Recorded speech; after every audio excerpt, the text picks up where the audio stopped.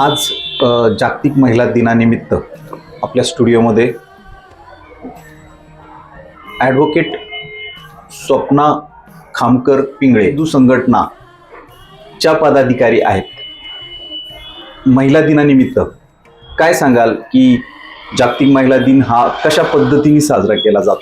आज 8 मार्च जागतिक महिला दिन।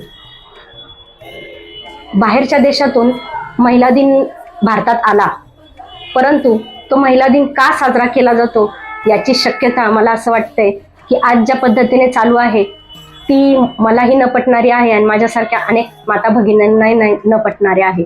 मग तुम्ही म्हणाल का असं? तर आज जर आपण पाहिला तर माझी माता, माझी भगिनी उच्च शिखरावर पोहोचलेली आहे। भारत देशाच्या राष्ट्रपती ह्या महिला आहेत। एवढं मोठं पद महिला भूषवते। मी अनेक हिंदुत्ववादी संघटनांचे काम करते किंवा कोर्ट कचेऱ्यांची कामं करत असताना मला दिसते की माझी महिला ही फक्त जागतिक महिला दिन साजरा करून राहील का? तर नाही, तिने स्वतः पायावर उभं राहिलं पाहिजे। स्वतःची सुरक्षा, आजूबाजूच्या समाजाची सुरक्षा जेव्हा ती तेवढ्या तत्परतेने करू शकेल तेव्हा मला वाटेल की हा जागतिक महिला दिन साजरा केला गेला पाहिजे। तुम्ही जर न्यायालयाची पायरी चढलात तर तिथे आपल्याला 100 पैकी 80% केसेस ह्या घटस्फोटाच्या पाहायला भेटतात। मग माझी महिला खरंच महिला दिन साजरा करते तो योग्य आहे का असा मला प्रश्न पडतो।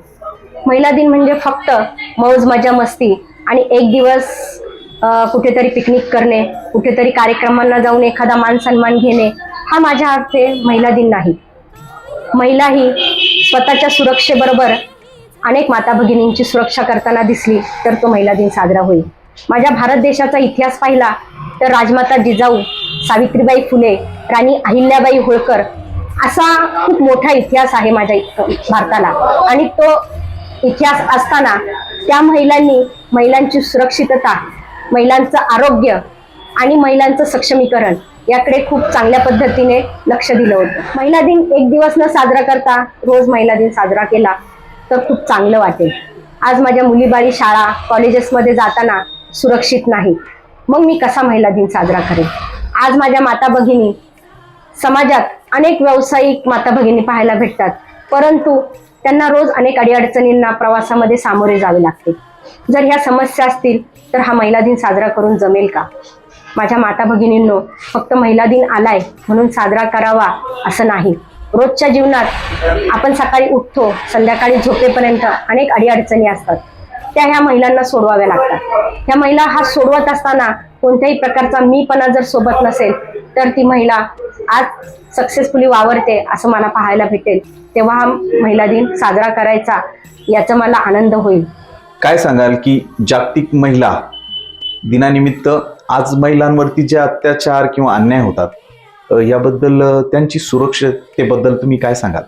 आज आपण पाहतो जगाच्या पाठीवरती महिलांवरती विनयभंगासारख्या किंवा मुलीबाळींना फसवून पळवून नेण्याच्या घटना वाढत चाललेल्या आहेत किंवा त्याचबरोबर महिलांच्या 2 महिन्यात 3 महिन्यात लग्नानंतर घटस्फोटाच्या ज्या समस्या आहेत त्या वाढत चाललेल्या आहेत। तर जर सुरक्षिततेच्या बाबतीत आपण विचार केला तर इथं मी सांगेल की कदाचित इथे महिलांनी स्वतः जर पूर्वीच्या आपल्या महिला, आपली आई, आपली आत्या, आपली आजी यांच्या दृष्टिकोनाने जर विचार केला तर ह्या घटना कमी प्रमाणात घडताना आपल्याला दिसतील। तर ते कसे? आपली जी संस्कृती आहे ही भारतीय संस्कृती पुरुष प्रधान संस्कृती आहे।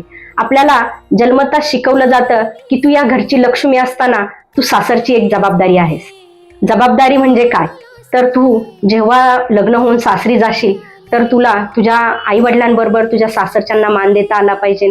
तू तुझ्या मुलाबाळांचं संस्कार करून चांगल्या पद्धतीने त्यांना वाढवलं पाहिजे, हे आपल्याला लहानपणी शिकवलं जातं।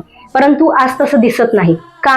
तर आज माझ्या भगिनी सक्षम झालेल्या आहेत, प्रत्येक ठिकाणी नोकरीला जातात, नोकरीला जाताना त्यांच्याकडे वेळ दिसून येत नाही, त्यामुळे मुलांवर कुठेतरी संस्कार कमी होताना मला दिसत आहे आणि याच्यातून ह्या घटना घडताना मला दिसत आहेत।